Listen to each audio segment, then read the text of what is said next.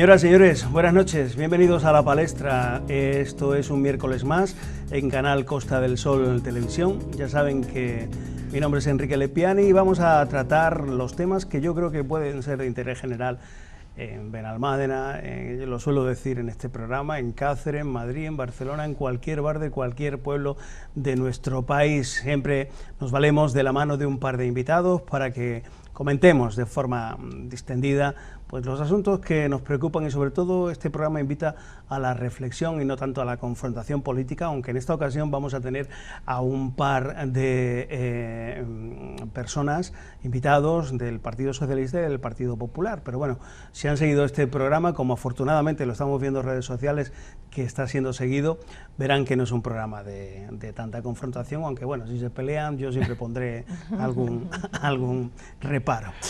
Bueno, pues hoy vamos a tratar temas, fíjense ustedes, como la subida de la luz. Vamos a tratar temas como qué hacemos con los menas que están en Ceuta. Vamos a tratar temas como lo que va a ocurrir el día 13 de junio en Madrid, en la manifestación en Colón contra los indultos a las personas, a los presos políticos, no, a los políticos presos, mejor dicho, que se quieren indultar. Vamos a tratar también un asunto sobre la apertura de horarios comerciales en zonas turísticas. La controversia entre trabajo, ocio y compras está de moda. De hecho, hay una manifestación convocada por comisiones obreras el día 15 frente al Ayuntamiento de Málaga en protesta por la ampliación de horarios comerciales. Y bueno, una buena noticia, ha bajado el paro en una cifra récord, eso nos tiene que congratular a todos, y vamos a terminar el programa dándole un repasillo a la situación que nos preocupa mucho aquí en Benalmádena sobre el Tívoli. Bueno, pues les presento, y en mi primer programa decía que podía ser un pecado de género, pero prefiero empezar por las señoras, las féminas, y quiero presentarles, aunque ustedes ya la conocen en este canal, a Irene Díaz. Irene, buenas noches y bienvenida. Buenas noches. Ella es diputada provincial en la Diputación por el Partido Socialista. Y concejala en el Ayuntamiento de Benalmádena, eso es lo primero. Concejala, ¿no? Hombre. Eso es. Bueno, eso es así. Habrá que decirle al responsable de prensa que lo advierto también. Y también tenemos a otro diputado provincial, que seguramente será concejal, lógicamente, porque está en la Diputación, ¿no? Francisco José Martín, por el Partido Popular, en este caso de Fuengirola, ¿no? Correcto, el pueblo vecino de al lado. Efectivamente. Bueno, ¿vecinos y bienavenidos? Sí, nosotros sí, bienvenidos, sí.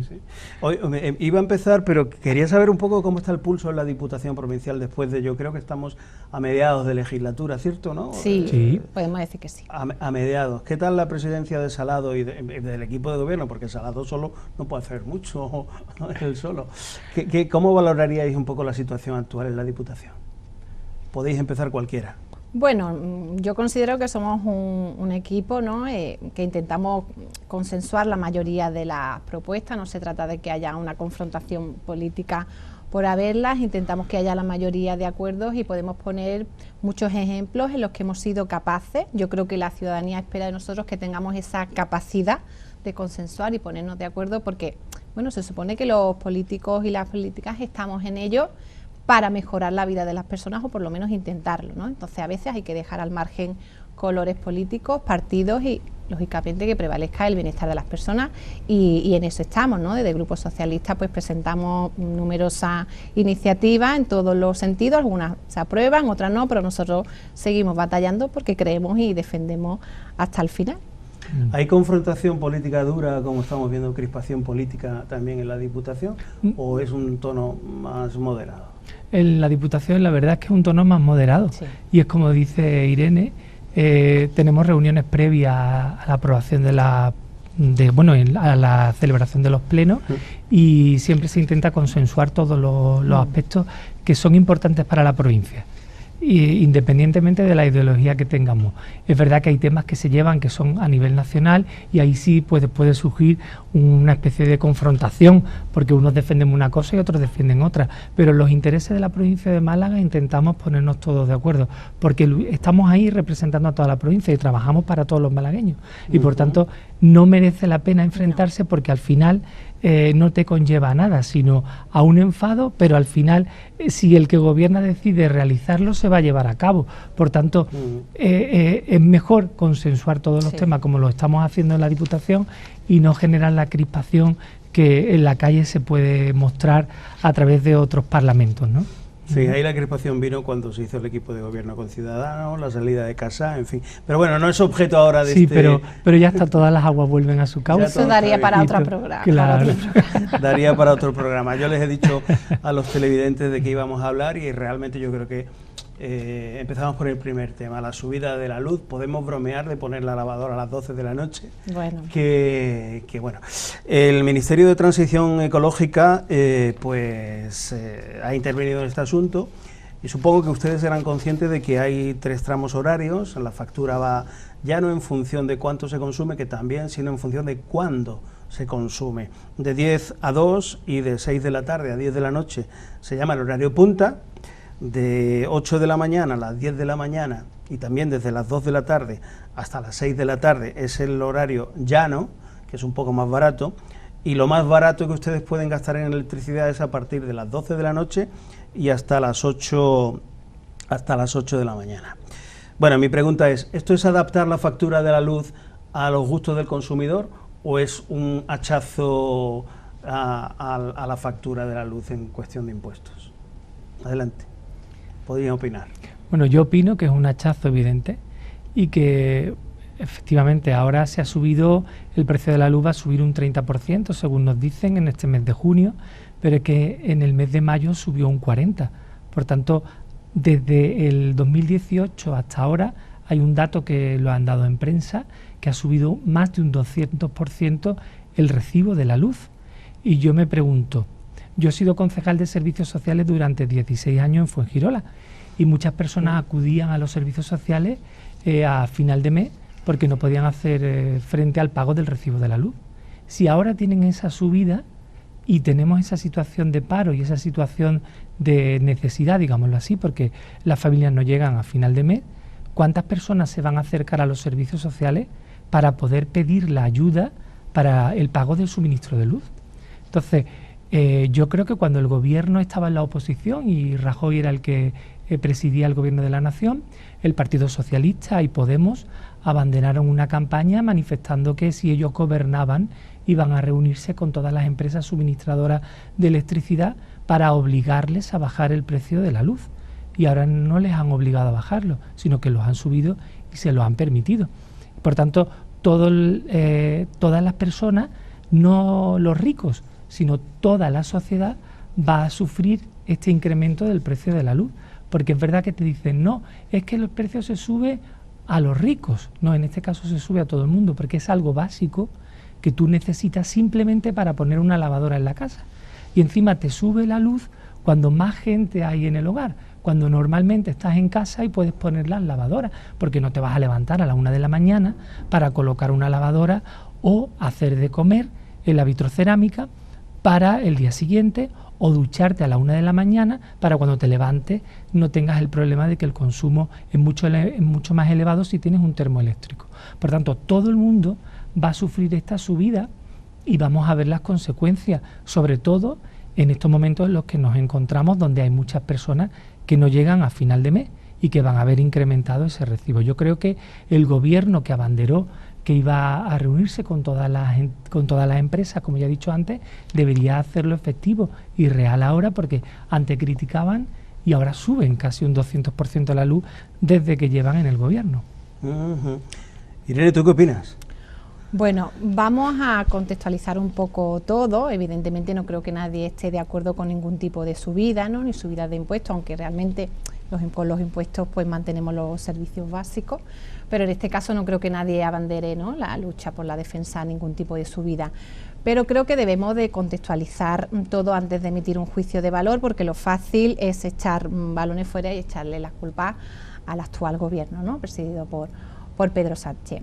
Si nos ponemos a contextualizar, la liberalización del mercado eléctrico no lo hizo precisamente un gobierno socialista, ¿no? Como todos sabemos, fue de mano del señor Aznar por parte del Partido Popular, y una vez que se liberaliza, perdemos un poco el control, ¿no? El Ejecutivo no es el que pone la subida ni el precio, ¿no? Eso lo hace el mercado mayorista. Llegados a este punto, tenemos que decir que flaco favor hizo el gobierno del Partido Popular. Vamos a remontarnos a 2012 con un Real Decreto donde provocaron una paralización importante respecto a la energía renovable. Perdimos mucho tiempo en ese sentido y se coronaron con el conocido impuesto al sol, ¿no? Haciendo alusión a lo que dice el compañero de las familias más vulnerables, cuando el Partido Popular tenía la mayoría absoluta, se presentaron numerosas iniciativas desde mi grupo y otros partidos políticos precisamente para apoyar y atender esas necesidades de los colectivos más vulnerables, y fueron todos rechazados, ¿no? Yo creo que si nos ponemos a decirlo todo, pues lo pongamos todo encima de la mesa. Llegados a este punto, decir que no a todos les va a afectar de la misma manera la subida del precio en la factura, ¿no? Algunos tienen contratos que se les denomina indexados, ¿no?, a lo que es el precio del mercado, y a no todos les va a repercutir de la misma manera. Los datos que contamos es que 10,8 millones de estos tipos de contratos sí se van a ver, pues bueno, porque sí están indexados, ¿no?, al precio del mercado, pero hay 16 millones que están en el mercado libre. Yo creo que este tipo de datos también hay que ponerlo encima de la mesa. Yo creo que hace falta un poco de pedagogía también, haciendo, bueno, yo como mi profesión pues siempre lo utilizo, y hay que explicarle muy bien a la familia los horarios, ¿no? Esto nos va a costar, yo creo que nos va a costar trabajo a todos. Lo que se busca, y entiendo que se busca, bueno, pues la eficiencia, el ahorro energético y el autoconsumo, ¿no? Pero al final lo que queremos ver también la factura al final de mes en cuánto, ¿no?, va a repercutir. Tenemos diferentes tarifas, pero también hay que recordar que tenemos lo que es la carga y los impuestos, que eso no va sujeto al valor del mercado, ¿no?, que eso es algo fijo. Yo creo que debemos de explicar todo este tema muy bien. El gobierno de Pedro Sánchez yo creo que también se caracteriza por cuidar a los más vulnerables y protegerlos, y en este sentido, bueno, pues tenemos muchos ejemplos, como por decir el bono social, ¿no?, que protege a los colectivos más vulnerables, y ahora durante la pandemia que se ha evitado los cortes de los suministros básicos, ¿no? Entonces yo creo que hay que explicar muy bien y hay que tener en cuenta todos estos tramos horarios. Oye, que a todos nos va a costar trabajo, que no vamos a decir, oye, qué bien, pero abogando, bueno, pues a lo que he dicho, ¿no?, de la eficiencia y del ahorro energético y de ese autoconsumo, pues habrá que adaptarse a las nuevas circunstancias, pero repito que no ha sido el Ejecutivo el que ha impuesto esta subida, ¿no? Él tiene el control, lógicamente, pero no ha sido el que ha impuesto esa subida, porque no creo que a nadie le guste que nos suba la factura de la luz. Claro. Os voy a invitar ahora a los dos a oír a la ministra del ramo, a Teresa Rivera, en relación con este asunto y hablando de la luz y de su madre. Yo oigo algunas cosas que en fin, me parece que son probablemente exageraciones, del mismo modo que hay memes en las redes sociales. Yo, desde luego, no recomendaría a mi madre que se levantara a las 2 de la mañana a planchar, ni para atrás. Yo sé que tiene tramos muy razonables para poner el lavavajillas y la lavadora, de 8 a 10 de la mañana, de 2 de la tarde a 6 de la tarde, de 10 de la noche a 12 de la noche, y el fin de semana y festivos completo, con unas tarifas que son equivalentes a las actuales, en esos tramos centrales y de primera hora y de última hora de la tarde, y en unas tarifas que son mucho más baratas los fines de semana, los festivos y por la noche. Y en efectos promedio, probablemente, incluso aunque no se tomara ninguna medida, se produciría una reducción de la factura que pagamos en cada uno de nuestros hogares. Pues la luz que llega a las casas, la energía eléctrica, se produce de muchas maneras, como ustedes saben, ¿no? Desde las térmicas, carbón, gas, que es lo más contaminante, hasta la energía nuclear o hidráulica. Pero también en el recibo hay una parte que son impuestos. Nuestro país tiene uno de los impuestos de IVA más altos de la Unión Europea en el recibo de la luz, del 21%, aparte de otro impuesto sobre electricidad. ¿Es posible tocar algo para abaratar al consumidor final en este sentido? ¿Qué opináis? Yo me imagino que sí, porque cuando gobernaba Rajoy, eso es lo que pedía la izquierda, que se redujese, y la luz solo había subido un 4%.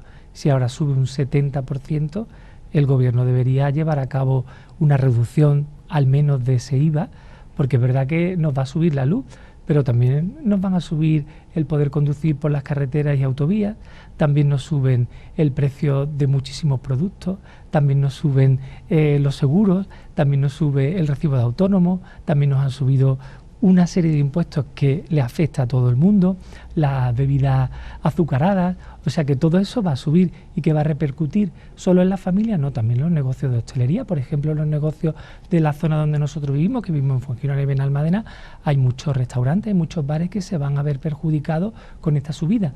No solo subida de productos o elementos básicos, como puede ser, no sé, o en un bar, una Coca-Cola, que todo el mundo me entiende, le sube y le encarece el precio, pero también la luz que enfría esa Coca-Cola que tiene en la nevera.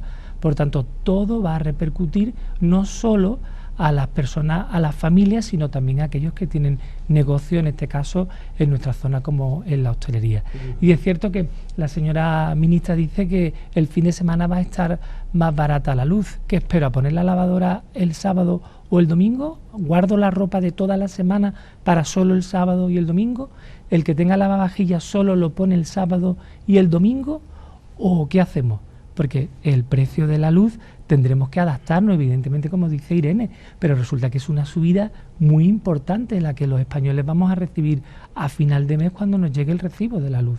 Entonces, cuando ellos no gobernaban, reivindicaban que bajásemos ese 4% que habíamos subido o que se había subido la luz durante el gobierno del Partido Popular. Ahora que gobiernan y se sube un 70%, ¿por qué no actúan? Y lo que decían, diesen ejemplo ahora ellos. Si lo que pedían al gobierno en ese momento, se lo pedimos nosotros ahora al gobierno, que se reúnan y reduzcan el precio de la luz, que puede ser a través del IVA o a través de otros impuestos que van incorporados en el recibo de la luz. La ministra vicepresidenta Calvo también ha manifestado que dice que el debate es sobre la subida de la luz, pero como decía, el temazo, ¿no? El temazo es quién plancha y quién pone la lavadora. También una feminista obviamente aprovecha, ¿no? Como es Calvo, feminista militante. En tu caso, Irene, ¿qué planes tienes en casa? Hombre, es que hablar de socialismo es hablar de feminismo, ¿no? Yo creo que nadie tiene duda de eso. Ahora, mezclar ahora ese tipo de temas, pues bueno, pues cada uno que tenga su opinión al respecto, ¿no? Pero bueno, en este caso da igual, ¿no? Da igual quién planche o no planche, la cuestión es el recibo de la luz, ¿no? Pasa que se adueñan a las mujeres todo este tipo de cosas que tenemos que ir diseñando, ¿no? Porque al final yo creo que entre todos tenemos que luchar por una igualdad real y efectiva que llevamos bastantes años batallando, pero aún nos queda muchísimo por hacer, ¿no? Porque la pregunta, ¿quién va a planchar? Bueno, ¿y qué más da? ¿Quién vaya a planchar? La cuestión son los horarios, no solo la tarifa valle, sino los otros tipos de tarifas, ¿no? Porque está la tarifa también de hora punta, que en esa evidentemente tendremos que evitar en la medida de lo posible, pero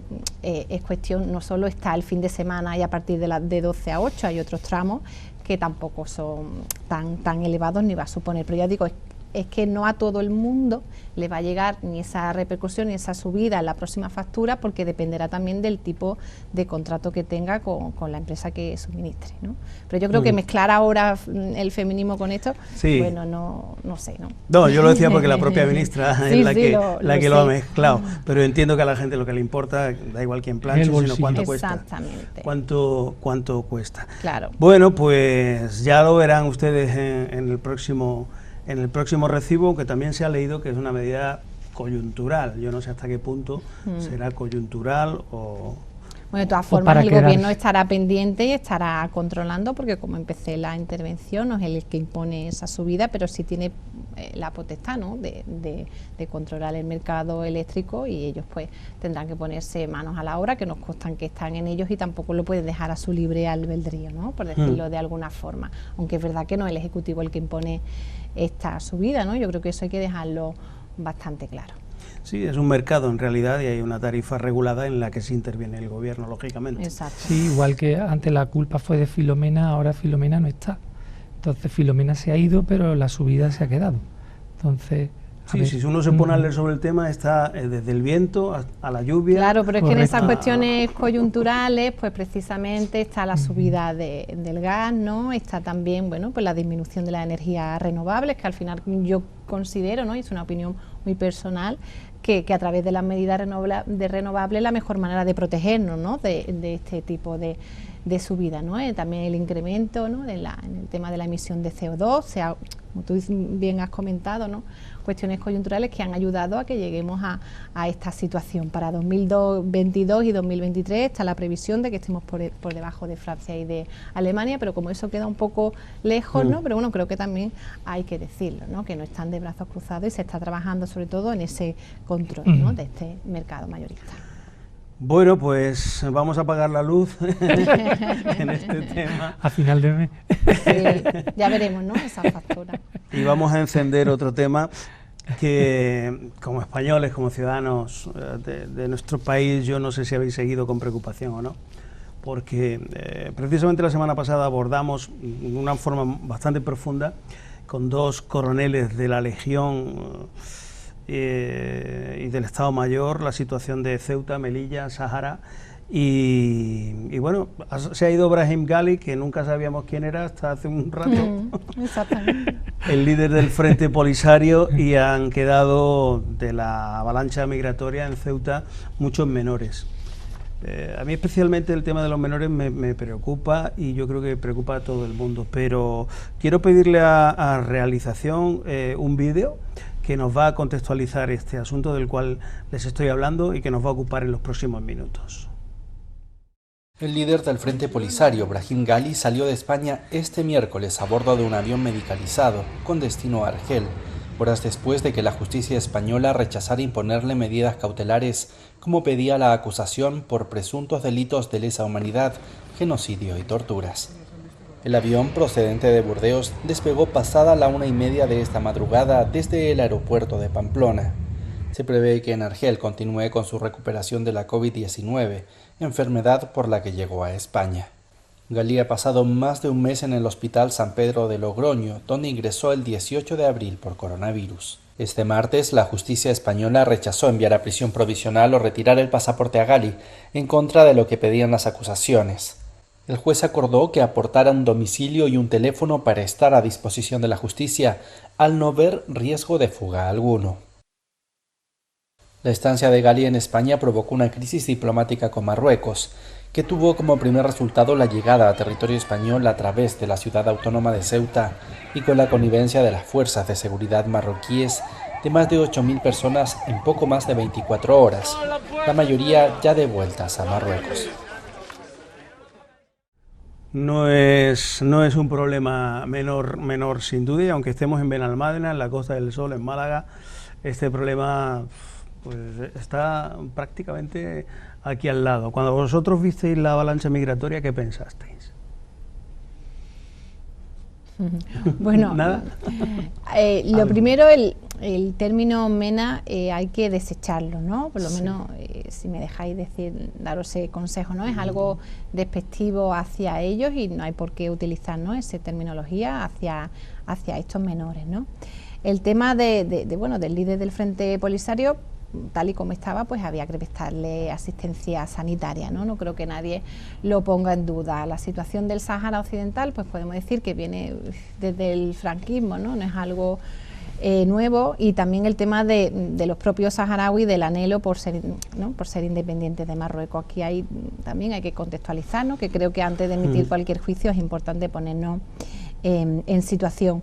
A mí me preocupa la situación de esos menores, independientemente de dónde vengan, ¿no? Ahora hay políticas de odio que fomentan todo este tipo de cuestiones, que a mí me preocupa muchísimo, ¿no? Porque por encima de dónde vengan o de su procedencia somos personas, ¿no? Y hay que velar también por ellos, pero es verdad que la situación es muy complicada y esa imagen a todos nos chocó y nos preocupó, ¿no?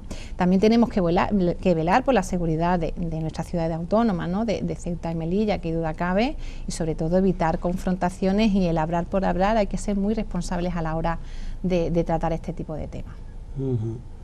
Es una preocupación también del Partido Popular, ¿no? Correcto. Vamos, de hecho, ayer, el otro día, estuvo Pablo Casado en Ceuta, visitando la ciudad autónoma de Ceuta, que desde aquí me gustaría decir que son dos ciudades, tanto Ceuta y Melilla. Yo tengo la suerte de haber podido visitarla con grupos de mayores de Fuengirola, que hicimos varias excursiones tanto a una ciudad autónoma como a la otra, y creo que los demás españoles desconocemos cómo son esas ciudades de bonitas.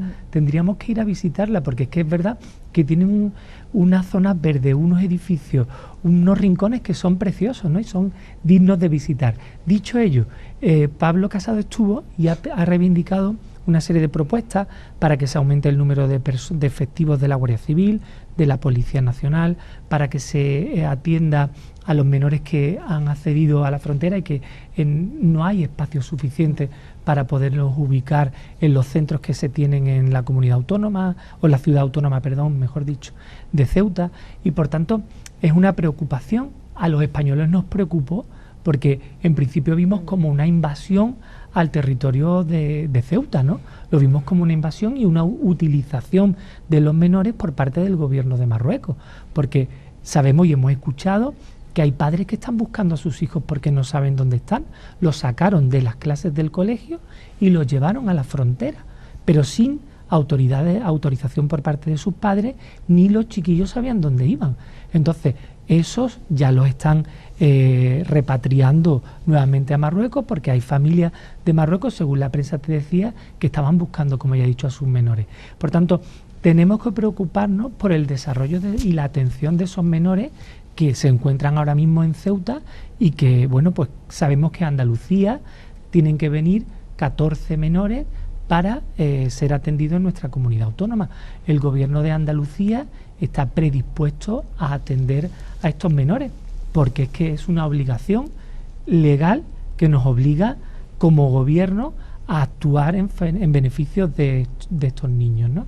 Entonces, bueno, pues nosotros es que tenemos esa obligación. A nosotros nos encantaría, si nosotros, es que yo me pongo en la situación de ser padre y que mis hijos, es que no sé, no me lo quiero ni pensar, claro, pero es que estos niños tienen que tener una serie de recursos para poder subsistir, porque es que en estos casos es que son niños que no tienen familia directa que los puedan atender, y el país vecino de Marruecos no los atiende. Entonces, tendremos que buscar unas alternativas y unas acciones de forma conjunta, tanto la diplomacia española como la diplomacia marroquí, para trabajar de forma conjunta y que estos menores no nos lo envíen para que se vayan a la nada, ¿no? Entonces, es que tenemos que conseguir que estas personas tengan primero una formación, un desarrollo, un trabajo donde desarrollarse, y el dinero que llega a Marruecos, pues yo creo que tantísimo dinero como puede llegar a Marruecos, que todos sabemos que desde la Unión Europea llega gran cantidad de recursos económicos para el desarrollo de Marruecos, debemos de controlarlo para que se consiga el fin que se pretende, ¿no? Entonces, creo que ahí está un poco el quid de la cuestión, que todo lo que llega allí, ¿qué finalidad tiene? Es lo que no vemos desde aquí. Claro. Que el objetivo se consigue, porque si siguen viniendo menores para acá, es porque estos chicos no tienen esos recursos que se les está enviando desde Europa para su atención. Entonces, eso es lo que tendríamos que ver desde la Unión Europea con Marruecos. Y poder ayudar a estos menores para que no vengan para acá, porque aquí cuando vienen se encuentran en las calles. Entonces no están atendidos como debieran, pienso yo. Se intenta, ¿no? Bueno, y además Marruecos no vamos a poner en duda que está haciendo un chantaje. Correcto. Con estos menores para conseguir sus objetivos, ¿no? Entonces utilizar a estos menores, ¿no? A la inmigración en este caso, a cualquier precio, pues nosotros tenemos que velar por la seguridad y la integridad de estas personas, ¿no? Claro, y tenemos que denunciarlo. Tenemos que denunciarlo. Es verdad que la consecuencia o esta causa viene porque ha venido a España un señor que es el líder del Frente Polisario, que ha venido con una identidad falsa, con un pasaporte falso, que no se ha comunicado a Marruecos que este señor venía aquí, y Marruecos, en señal de protesta y en señal de queja, lo que ha hecho es mandarnos a los menores, 10.000 menores en 2 días, entrando por las fronteras de Ceuta. Eso no hay ciudad que lo pueda soportar. Es que no hay ciudad que de pronto te lleguen 10.000 menores que tú puedas atender. Yo le digo por Fuengirola, o puede ser Benalmádena, o puede ser un municipio de Torremolinos, Estepona, que de pronto te lleguen 10.000 niños a los que tú puedas atender. Eso es que no, yo creo que no hay capacidad. Entonces, la reacción, bueno, pues la gente se quedó en su casa asustada, porque todos hemos escuchado en la tele y en la radio, los ceutíes se encerraron en sus casas porque no sabía qué pasaba, ¿no? El miedo también, porque la gente pasaría miedo porque no sabían si eran menores o no lo eran, si eran mayores o eran de qué edad. Ya después hemos sabido que eran menores, pero el principio de todo es una especie de descontrol que te invade en tu ciudad y que nadie lo frena, porque ni España podía frenarlo, ni la policía marroquí lo frenaba, sino que le abría la puerta, lo hemos visto en los vídeos, las puertas de la frontera eran abiertas para que pudieran acceder, ¿no? Entonces, claro, el problema no es solo de España, el problema es fronterizo de la Unión Europea. Claro, la causa principal es que el gobierno de España no ha dicho nada y ha traído a una persona con un pasaporte falso para ser atendido en nuestro país en un hospital. Bueno, eso no está del todo claro, ¿eh? Sí, eso está, en toda la prensa lo pone, ¿no? Entonces, eso no me lo habrá estoy que inventando demostrarlo. yo, No, Irene. yo no, ni mucho menos voy a pensar que te lo estás imaginando, pero yo creo que eso habrá que esperar a gratificarse que eso sea así o no. Lo que no podemos decir es no prestarle asistencia sanitaria a una Claro, sí, pero persona no que lo vendamos que necesita. es por humanidad. Ha sido Hombre, consecuencia... no es forma de venderlo, Correcto. es forma de lo que ha ocurrido, Correcto, ¿no? pero es consecuencia de una actuación con la que si actuábamos de esa manera podíamos enfadar a nuestro vecino más cercano, que es Marruecos, que tiene la piel muy sensible. Entonces, al tener la piel tan sensible, no vayamos a molestar a nuestro vecino, porque es que ya hemos visto la reacción y nuestros compatriotas en Ceuta y Melilla lo sufren. Entonces, claro, nosotros vivimos en la península y bueno, lo vemos como muy lejos, pero hay que estar allí. No, pero sí, en proteger Ceuta y Melilla y proteger a estos menores, yo creo que nadie ¿Lo duda? no lo va a poner en duda, ¿no? Pero bueno, vamos a hacer alusión a la Claro, verdad, y aquello que esté demostrado se pone de manifiesto. La verdad y lo que es no, esa la consecuencia de un efecto. Pero que eso de utilizar la humanidad no es así. Tal y como estaba, había que prestarle asistencia sanitaria. Claro, Eso España es una un país realidad. solidario y se caracteriza por ser solidario con todo el mundo. Pero claro, estamos actuando de una manera que no es la correcta para el país vecino. Veo que os interesa mucho el asunto, ¿eh? Al final termina uno... Bueno, dando... porque el tema de los menores al final es que Claro, tenemos que sí, es un protegerlo. tema de Es mucha algo muy dificultad. complicado. No en vano, en España ha habido programas también sobre otros menores que se nos olvidan. Son las vacaciones en paz de los niños saharauis. Correcto. Correcto. Y aquí han venido muchísimos. Sí, A ¿verdad? la Costa del A la Sol Costa del siempre Sol vienen viene muchos mucho. menores de ahí. Sí, sí. Y, Sin duda, mucha familia el recogida. el régimen autoritario de Marruecos tendrá mucho que ver en esta Totalmente. situación. Parece que el comendador de los creyentes, el rey Mohamed VI, ha dado instrucciones a sus ministros de que arreglen el tema de los menores. Vamos a ver si A ver si ojalá, realmente- ojalá, esperemos que así sea. ojalá fuese así. Por Bueno, el vamos bien a de hacer todos. Sí, y un por el intermedio. futuro de su país, porque si se le va a la gente joven, ¿quién se le queda para desarrollar el país? Exactamente. Tienen que trabajar allí para pagar pensiones allí. Correcto. Y que tengamos una buena vecindad. Vamos a hacer una mínima pausa y enseguida volvemos aquí en La Palestra. Gracias.